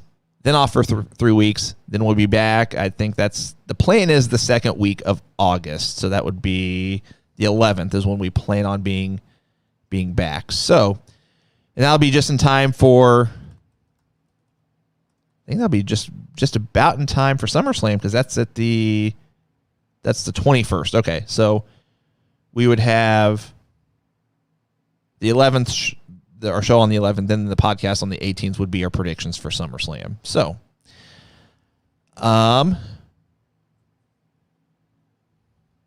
let's transition to. What a miscarriage of justice! I love that soundbite. I love Gorilla Monsoon. So this is our Miscarriage of Justice segment where we just talk about some things that we don't care for in the world of wrestling, past or present. Why don't you go first on this one? So when I saw this on our list of things to talk about, I have a couple that have come up in my mind just periodically, and then they disappear. So sometimes I forget about some of them. But one that sticks out, and I was just thinking about this, and I mentioned it earlier a little bit. I really think they built Kyle O'Reilly up at the wrong time, because I really want to see this guy win. Like he's really good in the ring. His persona, his personality has really stepped it up a notch in this singles role. And I think I would venture to say that I would have had Kyle O'Reilly beat Finn Balor. I think it was a huge miscarriage of justice that they did not put Kyle O'Reilly over Finn Balor for the belt. And Kyle O'Reilly didn't need a major title run. I don't think he needed to hold it for months. I think you could have had him drop it literally at the next pay-per-view, even against Karrion Kross, or done the Adam Cole thing and had him go over Adam Cole one time for the belt and then have him drop it to Karrion Kross. You know, they did it with Keith Lee. There's certain guys they've done that with where they didn't have lengthy title runs. So I think it was a huge miss, and I think they're getting to the point now where they're gonna miss out on Kyle O'Reilly's hype if they don't capitalize on it soon. But you're almost not able to go that route in the main card picture, so you almost have to consider like a North American title run for him in that regard. So I think they missed the mark with Kyle O'Reilly here recently because I think that he really built himself quickly into this main event star, and I don't think they were expecting that, and now they don't really know what to do with him. I have a couple of them, and one is kind of along the same lines. I think it is a miscarriage of justice that Big E has not already been a world champion. Not necessarily been the guy to defeat Roman Reigns. I'm just saying in general that he has not had a world title run of some kind. I don't have anything to elaborate on that further, but other than to say, I've said this on the show how Braun Strowman might have been, when he was with WWE, might have been a year or two late as far as when they put the belt on him versus when they should have. I worry that they've missed it with Big E as well. Like whenever they do put it on him, if it's just A little too late. Kind of like with Braun Strowman. It might just be a little too late. It just in the sense that it might not feel as big when it happens. So I don't know. I hope I'm wrong on that one, but we'll see. So let's address the elephant in the room of someone that we've talked about several times. We just always feel like they're missing the mark with Bray Wyatt. Mm-hmm. We've not seen him on TV now since a little Alexa Bliss debacle. What's it been, 2-3 months now? It's been a minute. No teases, no nothing. And what's even weird is after she turned on him, they had him cut a whole Firefly Funhouse segment the very next night where he was like, it looked like they were going to continue the storyline, and then he's been written completely off TV. Yep. I truly believe this might have been better for hot takes, but I truly believe that he's actually going to be the guy that dethrones Bobby Lashley. I don't think Brock Lesnar is going to be. Everyone thinks Brock Lesnar is coming back at SummerSlam to dethrone somebody. I don't know if that's going to be the case. I'm confused on. He could really fit in either storyline, SmackDown or Raw, so I don't really know which way they're wanting to go with it. But I think there's scenarios where I think Raw makes more sense, where they could do a triple threat even because him and Drew have beef. There's the dream match, obviously, with him and Bobby Lashley. Bobby Lashley and Drew have beef. I think potentially we actually could see Brock Lesnar show back up here at Hell in a Cell, interfere in the match. There's a no contest in a sense, pretty much, and it sets up for a triple threat between the three of them at SummerSlam, and Brock Lesnar loses by not getting pinned. Okay. So just kind of throwing some little longer out predictions. I think Bray Wyatt's going to be the guy that defeats whoever comes out of SummerSlam as champion. Okay. So I do hope they're going to get it right, but that also means I think here at Hell in a Cell that Bray Wyatt's going to return to kind of finish up this storyline with Alexa Bliss, whatever that means. Okay. Or they're just going to act like nothing ever happened and they're going to move him on to something else.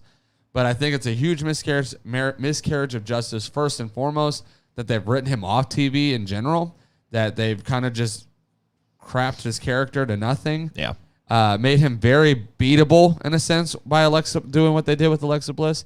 And I think it's a huge miscarriage of justice that they've transferred his character pretty much over to her. Mm-hmm. She's using his theme music. She's using his gimmick. She's using his demented, weird doll stuff and like all this. Like, and we don't even have the doll anymore. You know, like I'm just like, what was the purpose? Like, it looked like it was going to have this great build with Alexa Bliss, the whole Sister Abigail thing, maybe a faction.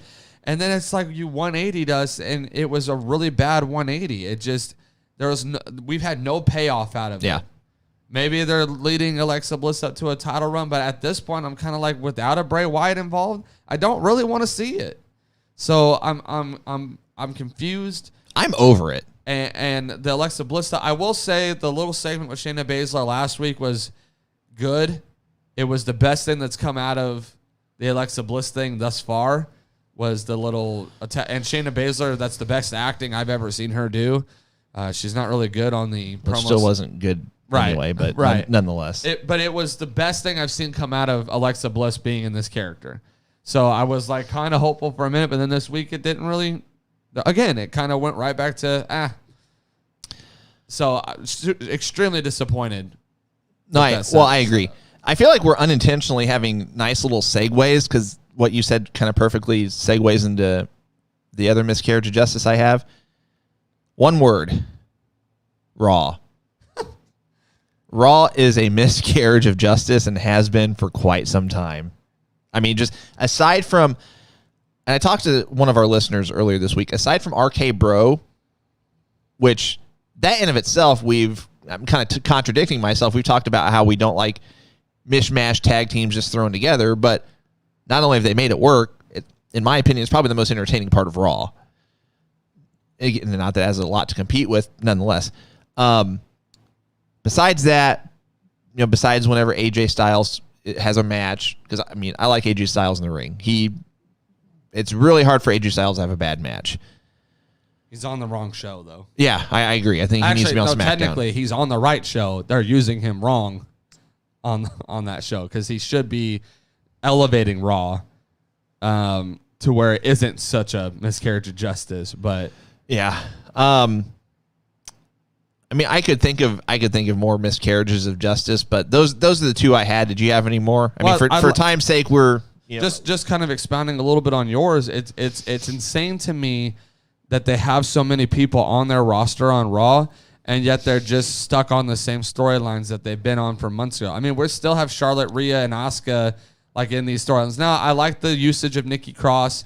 I'm hoping that's leading towards. That's a miscarriage of justice in itself that they never capitalized on her being women's champion in the Bayley saga. Did you see? She posted on social media where she teased about winning Money in the Bank, so that could be. And that would be, again, my opinions on that. I'd like to see somebody who we normally typically wouldn't consider being the women's champion win the Money in Bank or same with the men's belt. Pretty much in all of wrestling, regardless of company, we need to see new. We need to see fresh. We need to see the unexpected faces, not in the terms of face heel, but just new people in the main title pictures.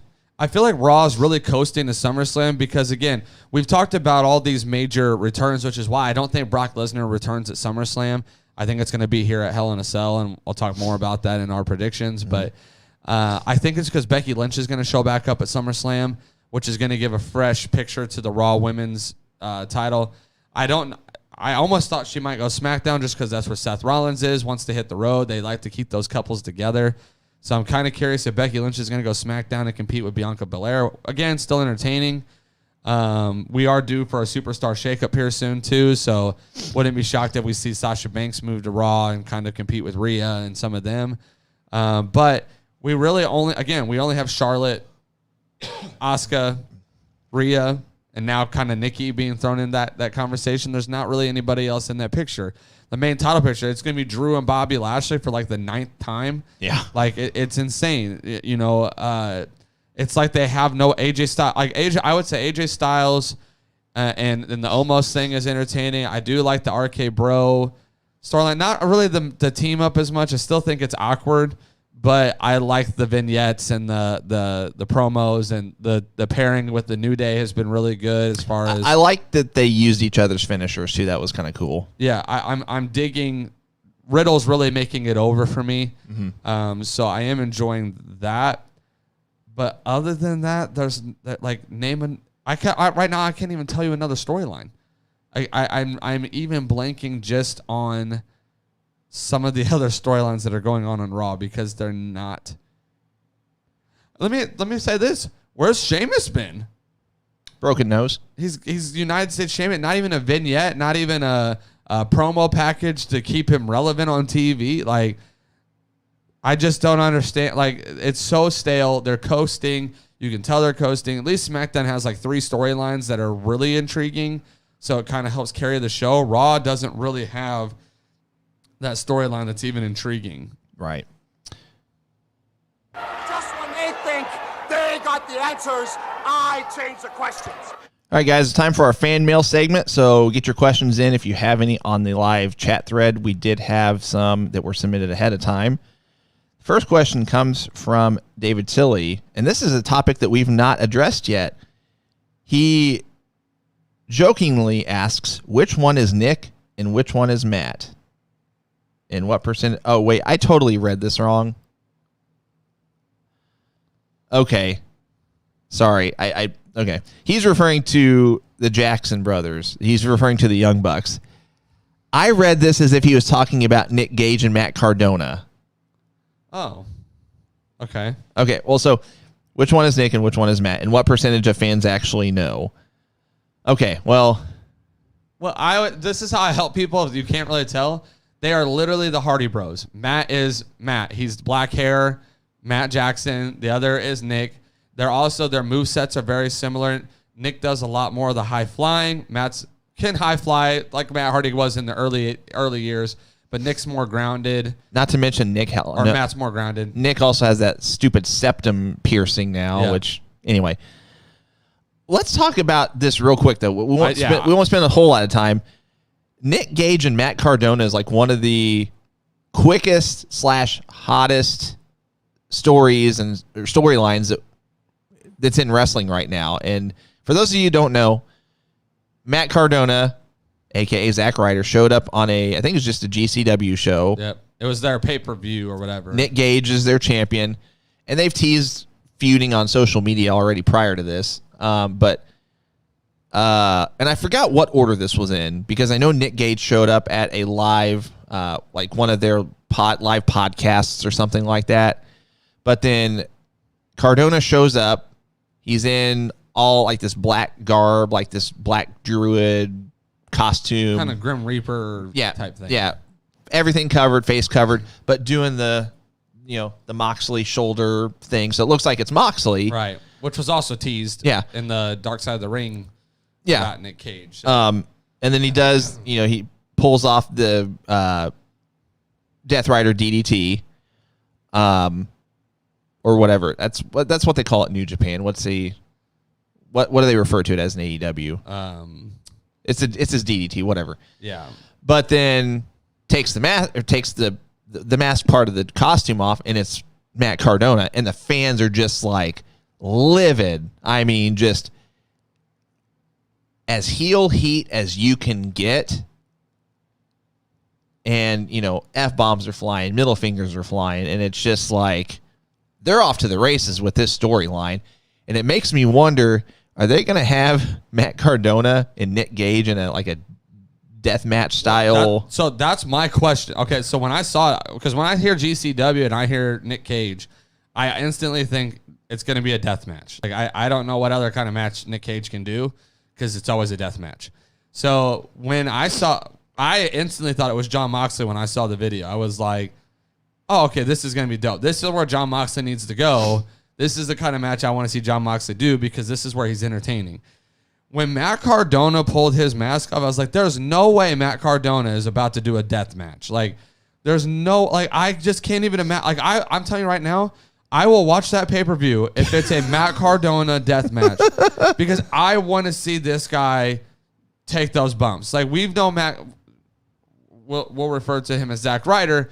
We've known him to be the goofy, kind of play it safe, very traditional. Woo, woo, woo. Woo, woo, you woo, know it. You know it kind of wrestler. We don't know him to be this hardcore, intense. I don't even know if Zack Ryder was ever even in like a no DQ match. Like, we've never really seen him take those kind of bumps. And so I'm intrigued. Like, I hope he's signing up for a death match because I just kind of want to see it. Well, and let's put it this way. Nick Gage is not exactly he doesn't strike me as the protect your opponent in the ring at all times. I mean, that promotion's not that. No.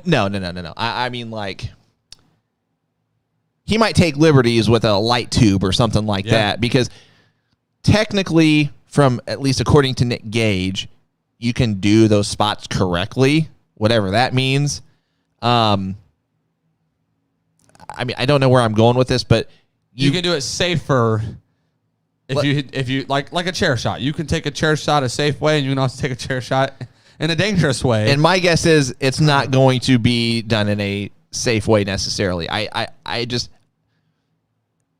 unless they're doing a fantastic job of playing this off, like a real storyline, which could be possible because it's rare that we see this now in wrestling. Their heat with each other feels very real. So I wouldn't be shocked to see if, It was shocking. I'm just saying it was really shocking, and I really hope it is a death match because I will tune into that. This question comes from Michael Hunter. Will you be attending the NWA 73rd anniversary show in St. Louis? I hope to. I at least want to go to the Wrestling at the Chase pay-per-view. Just for the nostalgia. I Wrestling at the Chase in St. Louis was before I was born. I didn't even live in the St. Louis area at the time. Well, I wasn't born at the time, but I've only lived in the St. Louis area for about 10 years, roughly 9-10 years. I would like to. I just don't know how much. I don't know how much tickets are going to be.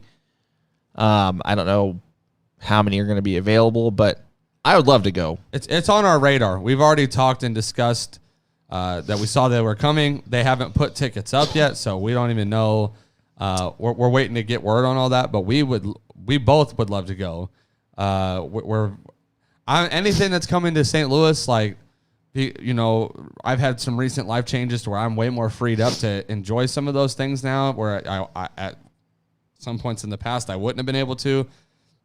For instance, before COVID, Alex had bought tickets to AEW, which is what he's talking about. He's going to get to go to the Friday night one now because they've had to change it so many times. Initially, when he bought those tickets, I was going to go with him. They've rescheduled this particular show 4 times. But 4 times. When he initially bought them, I had so many other things that I had to do. I wasn't going to be able to make that. I wasn't going to be able to go. So now that these things are coming back around in our area, like, I'm all about it. So as soon as NWA announces the release of tickets, how much they're going to cost, Alex and I will be getting on that. And we plan to be at that event, barring any setbacks. For time's sake, normally we will take more questions than this, but for time's sake, we're just going to do one more question. Let's see. Well, actually, we'll do 2 more. Steven asks, because my answer is going to be quick to this. Thoughts on the Dynamite Kid Dark Side of the Ring episode? I've not actually watched it yet, so I don't have any. I don't know. I watched it. Obviously not to the same extremes. Very similar to the Chris Benoit story, as far as damage to the body and roid usage and different things like that. I actually, to be honest, I didn't know a whole lot of his story. So this was out of this new season. This has probably been one of the more quieter seasons thus far. It's only had about 2, maybe like 2 that have really intrigued me, and this would be one of them. Because there's not a lot of stuff there's not a lot out there about Dynamite Kid. So I do want to see it. It's just he was very protected when all his stuff went down. Yeah. But knowing that he was actually wrestling matches where he shouldn't have been, and some of those things that went down, some of the abuse that was happening behind the scenes and things of that nature, it was a very good. It would be probably in the top 2 that I would recommend in this season if someone was to check out Dark Side of the Ring and be intrigued in watching more of it. This would be one of the episodes that I would push somebody to watch. Last question comes from David. When you go to AEW, are you picking up stuff to give away? You'll have to wait and see. TBD. TBD, indeed. All right, let's go through our Hell in the Cell predictions / preview. For time's sake, we will. Well, I was going to say we won't spend a whole lot of time on it, but by default, we won't be spending a whole lot of time because as of this moment, there are only 5 matches announced that I'm showing on my end. I think we'll get 2 more. We'll get it. SmackDown. I think we'll get at least 2 more. But we're just going to preview and predict with what we know at this point. So let's just start with this one: Alexa Bliss against Shayna Baszler singles match. This is tough because I could really just see it going no contest for some reason, but I'm gonna say Alexa Bliss. I don't see them having her have this much of a build unless it's a swerve like where Shayna wins and then Lily shows up. I don't know, but I think it makes more sense that Alexa Bliss wins this match. I agree. WWE Raw Women's Title: Rhea Ripley against Charlotte Flair. Who cares? I'm gonna say Rhea Ripley just because again I don't see.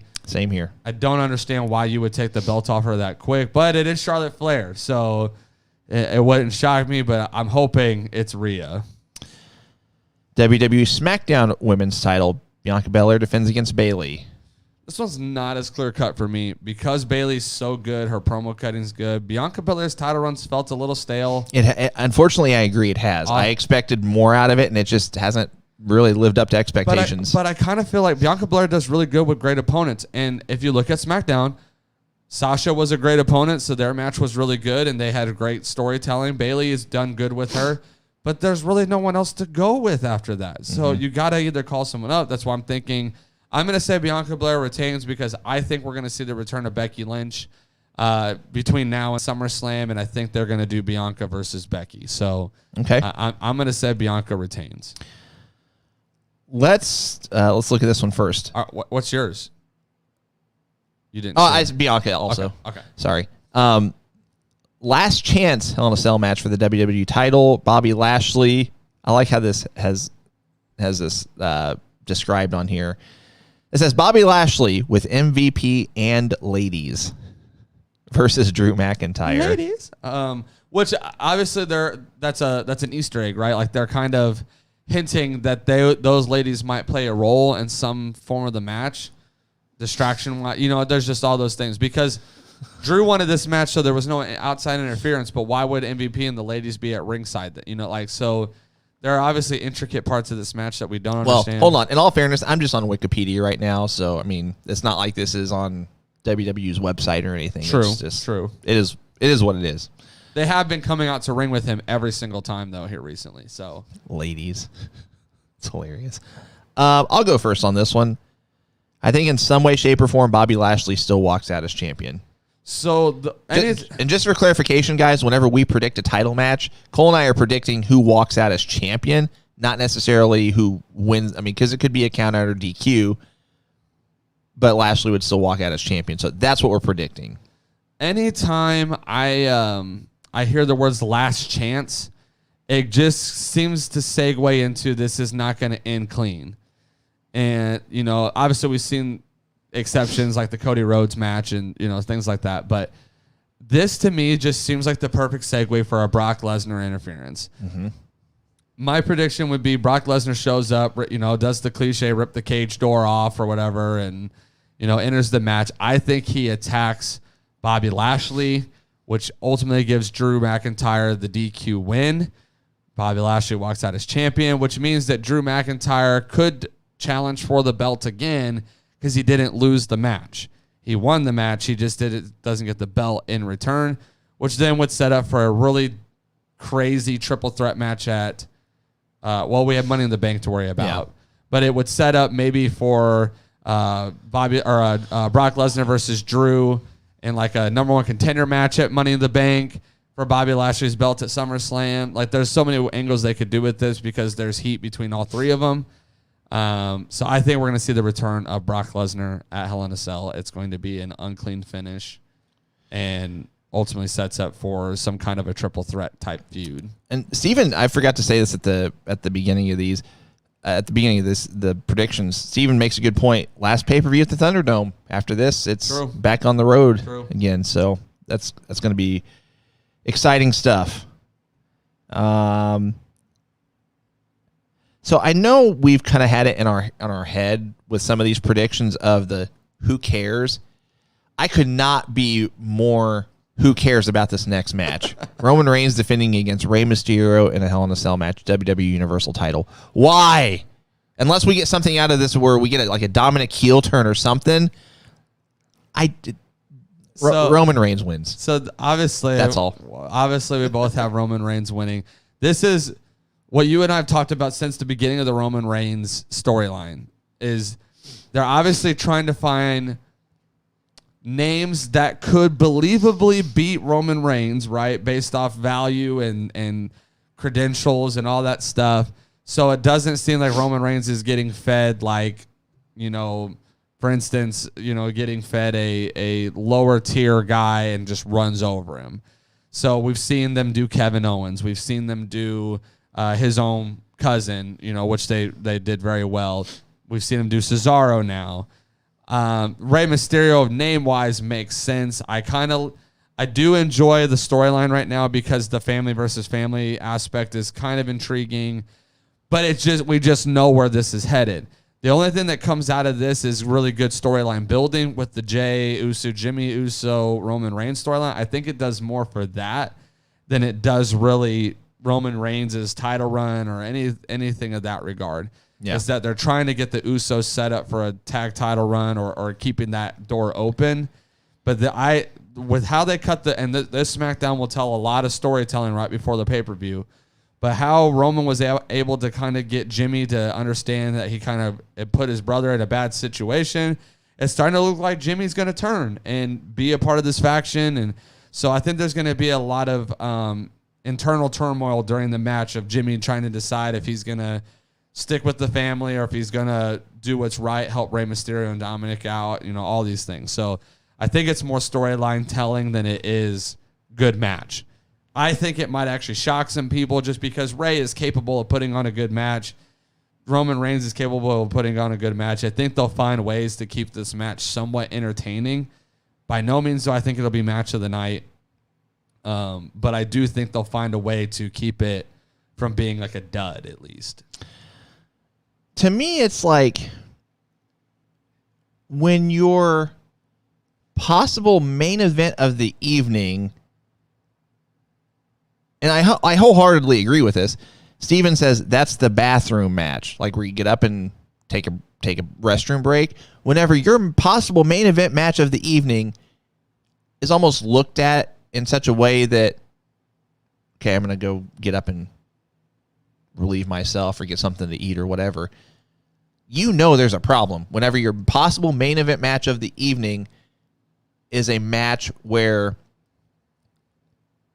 not only is it, if you're thinking it'll be okay to do this, but the fact that it's just even on the forefront of your mind that you can get up during the main event match and take a restroom break or grab something to eat or whatever, that is a problem. Your main event match, no matter what, should always be, okay, I can't miss this. I got to watch this from start to finish.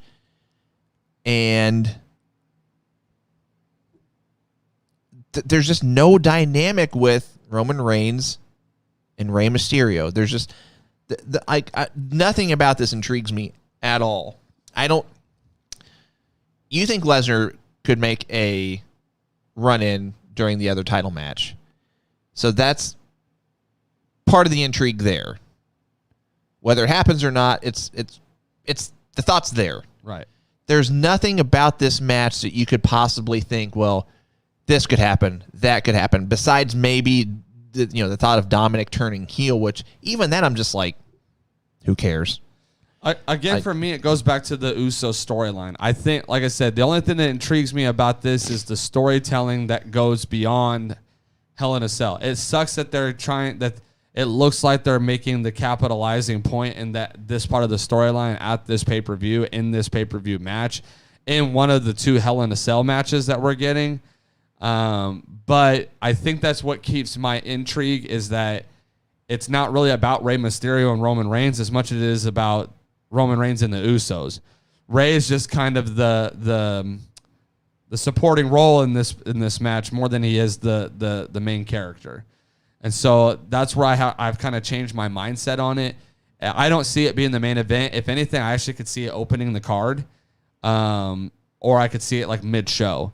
And I think the main event's gonna be Bobby Lashley and Drew McIntyre. I think that's had a better build out of the two. So I don't think it's gonna be as bad as it sounds, because sadly it sounds bad because we just know who's gonna win. I'm 100% positive that Rey Mysterio does not walk out of Hell in a Cell as WWE champion. I just know for a fact that that's not going to happen. So there could be swerves. Like, again, we could see Brock Lesnar interfere in the Roman Reigns match. That'd be a swerve. There are storylines to both, because Paul Heyman and Roman Reigns and Brock have a history, obviously. Same with the other side, the other banner with Raw. So there's obviously several avenues that they could go with different things. We have given WWE credit that they're able to shift on a dime and change things up. So maybe there is some kind of a swerve that would really catch all of us out of nowhere. So far, what's on the Hell in a Cell pay-per-view is a very safe card. Yeah, and I think anything else that they add would still be safe. They might throw a Street Profits match on here. I could see the pre-show being Street Profits versus Chad and Gable. Well, they actually just announced that for SmackDown. But it could always end in a... I mean, yeah. And a dirty finish. So I could see that. I could see a Seth Rollins match of some sorts being made. I do think we're going to get an Intercontinental title of some sort get announced, whether it's Apollo Crews versus Kevin Owens, or which that in of itself, the Intercontinental title picture should not be looked at as boring, and that's what it is to me right now. Well, it's just last minute. I feel like they haven't put because they're trying to transition Big E out of that storyline. They don't want Kevin Owens to get stuck in that storyline, but ultimately he is, because Sami Zayn's stuck in that story. Like, they're all just kind of stuck in their roles, which is why they need some fresh faces and stuff, some change-ups. So hopefully they do some kind of a conclusion with that IC thing here at Hell in a Cell, because a lot of those guys are going to need to be in the Money in the Bank ladder match. Kevin Owens, Big E, Sami Zayn, those are some of the key names that should be considered for Money in the Bank. So I also could potentially see I think they might have teased it for this coming SmackDown, the Baron Corbin, Shinsuke Nakamura crown match. Mm-hmm. I could see that having a dusty finish as well, or some sort of thing, and having the match for the crown at Hell in a Cell. So just a few ideas that are out there, but I could ultimately see some of those matches being made. Guys, that's going to about do it for us this week. Cole, any final thoughts? Guys, as always, thanks for watching the greatest wrestling podcast ever. We sincerely appreciate it. Another shout out to Alan, who hit us up with this cool little Going Broadway podcast. Oh, there go our lights. It was for dramatic effect on the belt. We do appreciate that, guys. It's always cool to get fan mail and get some of these kind of cool things that you guys come up with. Physical fan mail, that is. So we really do appreciate it. By no means do we ever expect it or not at all. Or, think that, we deserve these things. We're just two guys in a studio having fun talking about wrestling. So we appreciate you guys are so invested in the show. It really does mean a lot to us. Speaking of which, if you like the show, you want to support it, make sure you go check out that Going Broadway podcast merch. It's comfortable. It is the red, blue, and white is very festive, coming up with 4th of July. I'll be taking a picture at mine on 4th of July. I would love to see you guys rocking this merch on 4th of July. You can also get our Going Broadway podcast themed colors with the gray, green, and black. So make sure you get those. And, of course, last but finally not least, I leave you with your favorite thing.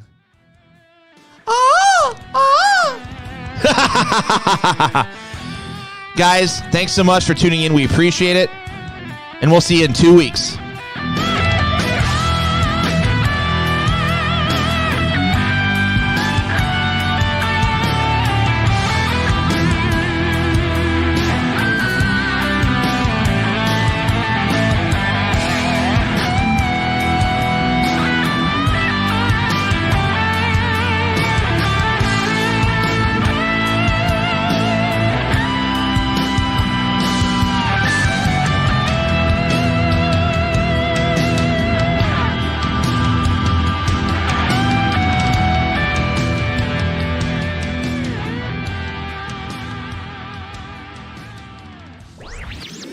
This podcast was a presentation of LightUpMedia.fm.